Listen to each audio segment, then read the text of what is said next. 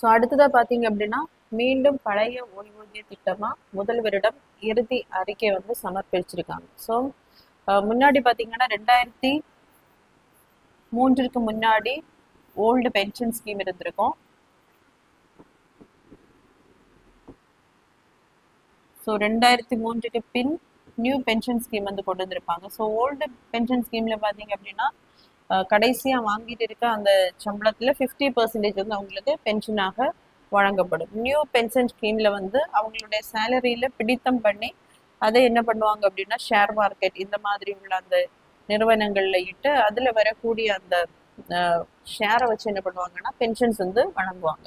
So இப்போ பார்த்தீங்க அப்படின்னா நிறைய போராட்டங்கள் இதற்காக நடைபெற்றிருக்கும். அதனால பழைய ஓய்வூதிய திட்ட அந்த அறிக்கையை சமர்ப்பிப்பதற்காக மூத்த IAS அதிகாரி ககன் தீப் சிங் தலைமையில மூவர் குழு தலைமையில வந்து ஒரு குழு வந்து அமைக்கப்பட்டிருக்கும். அதனுடைய அதை ஆராய்ந்து ஒரு அறிக்கை சமர்ப்பிப்பதற்கு. ஸோ அதனுடைய அந்த அறிக்கையை பார்த்தீங்க அப்படின்னா முதல்வரிடம் ககன் தீப் சிங் பேடி அவர்கள் சமர்ப்பிச்சிருக்காங்க.